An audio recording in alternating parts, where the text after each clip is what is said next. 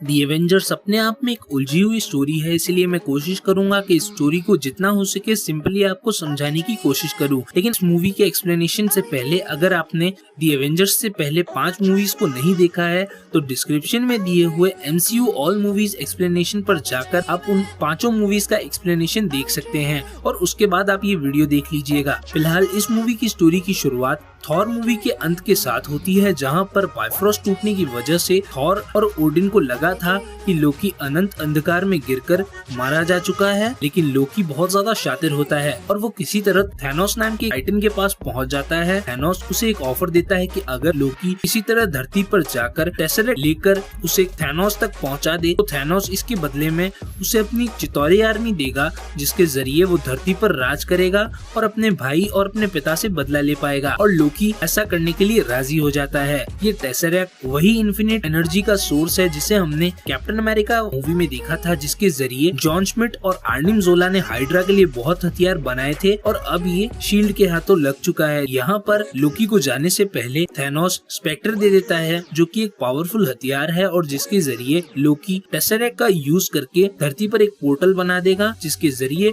चितौरी army धरती पर चली जाएगी और लोकी धरती पर राज करेगा। दूसरी तरफ हमें देखने को मिलता है वक्त है 2012 का, जहां पर शील्ड के director Nick Fury, agent Phil Coulson और मारिया हिल मिलकर टेसरेक्ट पर खोज कर रहे हैं। यहाँ पर हमें शील्ड के प्लान्स का पता चलता है। दरअसल शील्ड ने 2 प्लान बनाए थे, जिसमें पहला था एवेंजर्स इनिशिएटिव, जिसके जरिए शील्ड दुनिया भर में बहुत सारे सुपर हीरोज को इकट्ठा करेगी और अगर कभी धरती पर कोई खतरा मंडराएगा तो वो सारे सुपर हीरोज उससे निपट लेंगे। क्योंकि एवेंजर्स इनिशिएटिव कभी पूरा नहीं हो पाया, इसलिए शील्ड फेज 2 शुरू कर देती है, जिसमें वो टेसरेक्ट का यूज करके ऐसे हथियार बनाएगी जिससे डिस्ट्रॉयर जैसे खतरे उनसे निपट सके। यहाँ पर टेसरेक्ट पर परीक्षण के लिए प्रोफेसर सेल्विक भी होते हैं और साथ ही ये लोग इस पर परीक्षण कर रहे होते हैं। लेकिन तभी यहाँ पर एक पोर्टल जैसी चीज खुल जाती है और लोकी धरती पर आ जाता है। यहाँ पर निक फ्यूरी और शील्ड के एजेंट समझ जाते हैं कि लोकी के इरादे नेक नहीं है,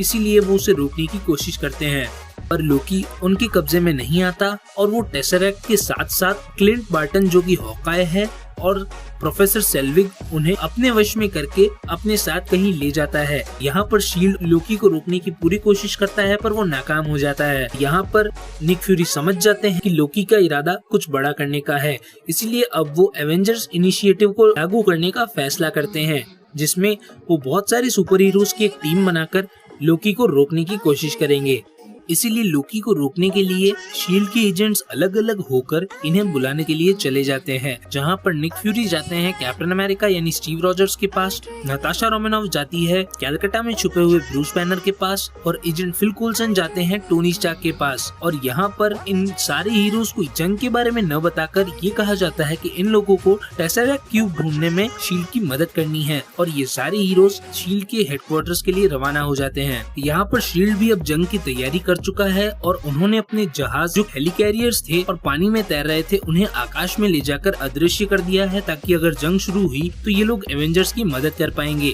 दूसरी तरफ हमें देखने को मिलता है कि प्रोफेसर सेल्विक, जो लोकी के इशारों पर काम करते हैं, उन्होंने टेसरेक्ट के जरिए एक पोर्टल बनाने का जरिया ढूंढ लिया है, पर उसके लिए उन्हें इरिडियम नाम के एक तत्व की जरूरत पड़ेगी जो सिर्फ और सिर्फ जर्मनी में मिलता है। इसीलिए क्लिंट बार्टन यानी हॉकाय उसे चुराने के लिए चला जाता है। वहीं लोकी जर्मनी के लोगों का ध्यान भटकाने के लिए वहां पर उन लोगों में आतंक फैलाता है और उन्हें अपना गुलाम बनने के लिए कहता है। पर यहाँ पर आते हैं कैप्टन अमेरिका और आयरन मैन, जिनसे डरकर लोकी हार मान लेता है और उनके साथ जाने के लिए राजी हो जाता है। जब टोनी और स्टीव लोकी को अपने साथ शील्ड के हेडक्वार्टर्स ले जा रहे होते हैं, तभी यहाँ पर आता है थॉर, जिसे ओडिन ने डार्क एनर्जी के जरिए पृथ्वी पर भेजा था, क्योंकि बाइफ्रोस्ट अब पूरी तरह से बर्बाद हो चुका था। यहाँ पर थॉर अपने भाई लोकी को किसी तरह अपने साथ एसगार्ड ले जाने की कोशिश करता है, लेकिन आयरन मैन और कैप्टन अमेरिका उसे समझाते हैं कि उन्हें लोकी की जरूरत है, क्योंकि लोकी ही टेसरेक्ट का पता दे सकता है। इसलिए थॉर अपने भाई लोकी को लेकर कैप्टन अमेरिका और आयरन मैन के साथ शील्ड के हेडक्वार्टर्स आ जाता है।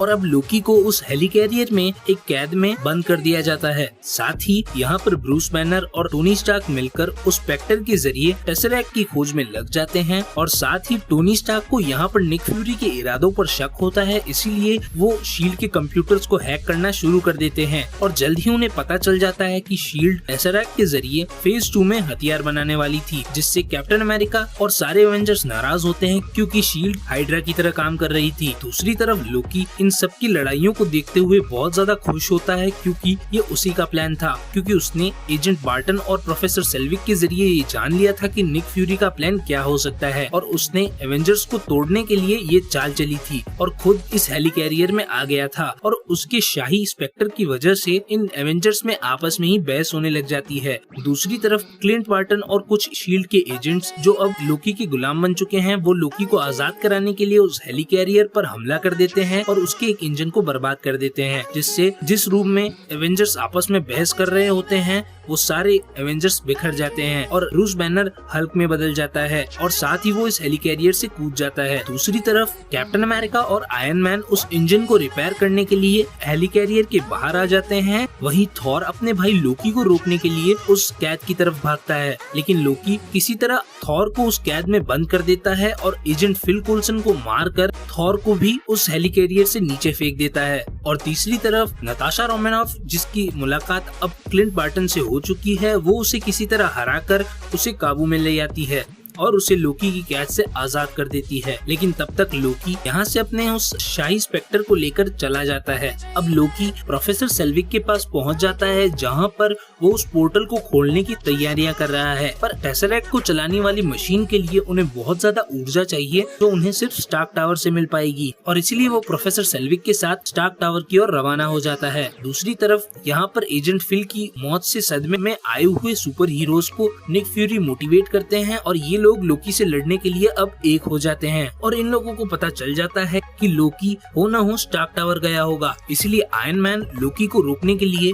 अपनी बिल्डिंग पर जाता है, जहां पर वो उसे बातों में उलझाने की कोशिश करता है, लेकिन ये बातचीत बेअसर रहती है और लोकी टोनी स्टार्क को उस बिल्डिंग से नीचे फेंक देता है। पर टोनी यहाँ पर अपने नए सूट मार्क 7 के जरिए किसी तरह लोकी को रोकने की कोशिश करता है, लेकिन तब तक प्रोफेसर सेल्विक उस पोर्टल को खोल देते हैं और अब चितौरी आर्मी मैनहट्टन में प्रवेश कर रही है और यहाँ के लोगों को तबाह करने की कोशिश करने वाली है। यहाँ पर आयरन मैन की मदद के लिए कैप्टन अमेरिका, नताशा रोमानोफ और क्लिंट बार्टन भी आ जाते हैं, लेकिन चितौरी आर्मी बहुत पावरफुल होती है, इसीलिए इनकी मदद के लिए यहाँ पर थॉर भी आ जाता है और साथ ही साथ ब्रूस बैनर भी आ जाता है, जो कि हल्क में बदल जाता है। यानी अब एवेंजर्स की टीम पूरी हो चुकी है और ये सब मिलकर लोकी को हराने के लिए चितौरी आर्मी से फाइट करते हैं। साथ ही हॉकाय लोकी को तीर मारकर जख्मी कर देता है और हल्क उसकी पिटाई कर देता है, जिससे लोकी अपनी शाही छड़ी यानी स्पेक्टर से अलग हो जाता है। साथ ही प्रोफेसर सेल्विक भी लोकी की कैद से आजाद हो जाते हैं और यहाँ पर नताशा रोमानोफ किसी तरह प्रोफेसर सेल्विक तक पहुँच जाती है और प्रोफेसर सेल्विक नताशा को बताते हैं कि उस स्पेक्टर के जरिए इस पोर्टल को बंद किया जा सकता है, क्योंकि चितौरी आर्मी लगातार बढ़ती ही जा रही थी। दूसरी तरफ वर्ल्ड सिक्योरिटी काउंसिल में दुनिया भर की सरकारें निक फ्यूरी को फोर्स कर रही थी कि वो एक परमाणु बम मैनहट्टन पर गिराकर चितौरी आर्मी को खत्म कर दे और निक फ्यूरी की मर्जी के खिलाफ जाकर वर्ल्ड सिक्योरिटी काउंसिल वाले एक परमाणु मिसाइल को मैनहट्टन की तरफ दाग देते हैं। यहाँ पर एवेंजर्स, जो कि अब धीरे धीरे कमजोर पड़ रहे हैं, उन्हें भी इस चीज की खबर लग जाती और इसीलिए वो एक प्लान बनाते हैं जिसमें आयरन मैन उस मिसाइल को लेकर उस पोर्टल के जरिए स्पेस में चला जाता है, जहाँ पर वो उस मिसाइल को चितौरी आर्मी के शिप की तरफ छोड़ देता है और यहाँ पर उसके सूट की एनर्जी भी खत्म हो जाती है और वो उस पोर्टल से नीचे आ जाता है और अब ब्लैक विडो उस पोर्टल को बंद कर देती है और उस परमाणु मिसाइल की वजह से चितौरी आर्मी की शिप बर्बाद हो जाती है और चितौरी आर्मी के वो लोग जो धरती पर थे वो भी हार जाते हैं और अब वो पोर्टल बंद हो चुका है और टोनी जमीन पर गिर रहा है, लेकिन इससे पहले कि वो जमीन पर आता